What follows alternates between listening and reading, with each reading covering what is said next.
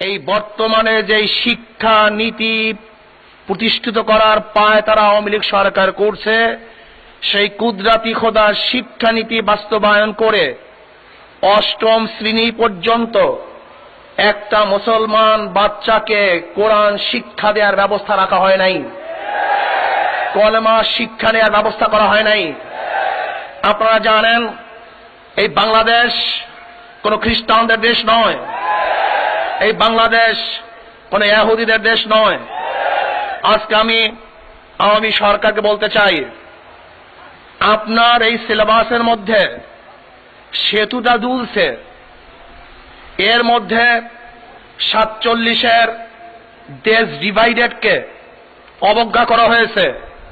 শুধু তাই নয়, যদি 47-এ দেশ ডিভাইডেড না হতো তাহলে লাল সবুজের পতাকা আজকে আমরা কোনোদিন দেখতে পারতাম না। আর 47-এ ডিভাইডেড দেশ পৃথক এর আন্দোলনে কোন খ্রিস্টান ছিল না, ধুতিওয়ালা ছিল না, নাস্তিক ছিল না, কোন খ্রিস্টান ছিল না। দেশ ডিভাইডেডের পিছনে আন্দোলন করেছিল একমাত্র মুসলমান। এই মুসলমানের আন্দোলনের প্রেক্ষিতেই এই দেশ ডিভাইডেড হয়েছিল। তৎকালীন সময় যদি পাকিস্তান নামে একটা ভূখণ্ড আমরা না পেতাম, তাহলে 71-এ বাংলাদেশ কোনোদিন স্বাধীন হতো না। আমার জ্ঞানী মানুষেরা, আপনাকে বুঝতে হবে 47-এ আজকে বাংলাদেশ নামে এই ভূখণ্ড যদি ভারতের সাথে এক থাকতো, আর জম্মু কাশ্মীর, জম্মু পাঞ্জাবকে যদি পাকিস্তানের সাথে মিলিয়ে আর আমাদেরকে যদি ভারতের সাথে মিলিয়ে দেওয়া হতো, তাহলে কিয়ামত পর্যন্ত আন্দোলন করতে পারতাম, কিন্তু বাংলাদেশ নামীয় স্বাধীন দেশ আমরা কোনোদিনও পেতাম না। সেই সময় সবচেয়ে বেশি বিরোধিতা করেছিল হিন্দুরা।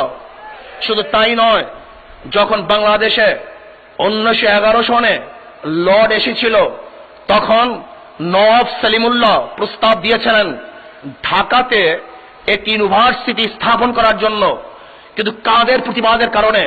এই রবি ঠাকুরও তখন প্রতিবাদ করেছিল, যেন বাংলায় ইউনিভার্সিটি না হয়, তাহলে মুসলমান বাঙালিরা তারা শিক্ষিত হবে, উচ্চ শিক্ষায় শিক্ষিত হবে, ক্যালকাটা ইউনিভার্সিটি স্থাপন করা হোক।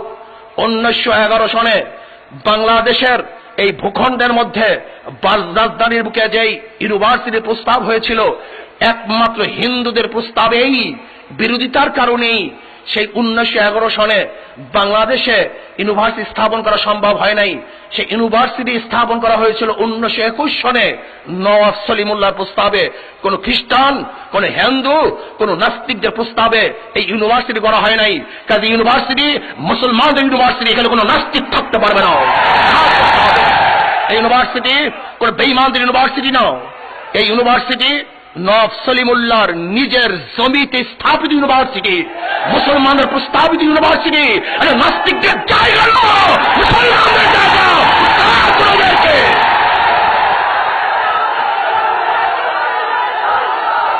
শুধু তাই নয়, আজকে সিলেবাসের মধ্যে আপনারা শুনেছেন, দেখেছেন, দেব দেবীর নামেও কোরবানি করলে তা খাওয়া বৈধ হবে। এইটা শেখ হাসিনার জন্য খাওয়া বৈধ হতে পারে, কোনো মুসলমানের জন্য বৈধ নয়। শুধু তাই নয়, লাল গরুটা, এই লাল গরুটা কবিতার মধ্যে গরুকে দেবী হিসাবে স্বীকৃতি প্রদান করা হয়েছে। গরুকে জবে করা এটা ত্রুটিযুক্ত একটা দোষ, এটা প্রমাণ করা হয়েছে। আমি মনে করি এটা হিন্দুদের ধর্ম হতে পারে, এটা কোনো মুসলমানের ধর্ম না। কাজী এই কবিতা যারা সিলেবাসের মধ্যে অন্তর্ভুক্ত করেছে, আমি মনে করি তারা মুসলমানের সন্তান নয়, তাদের পূর্বশত হিন্দু হতে পারে, নাস্তিক হতে পারে, এটা মুসলমানদের কবিতা হতে পারে না। যে সিলেবাসের মধ্যে নবী আলাইহিস সালাতু ওয়াস সালামের জীবনী থাকবে না, ওমরের জীবনী থাকবে না, আবু বকরের জীবনী থাকবে না, ওসমানের জীবনী থাকবে না, আলীর জীবনী থাকবে না, যেখানে মহৎ লোকদের জীবনী থাকবে না, এরকম সিলেবাসের বই বাংলাদেশে পড়ানো হবে না ইনশাআল্লাহ। এটা পড়াতে দেওয়া হবে না।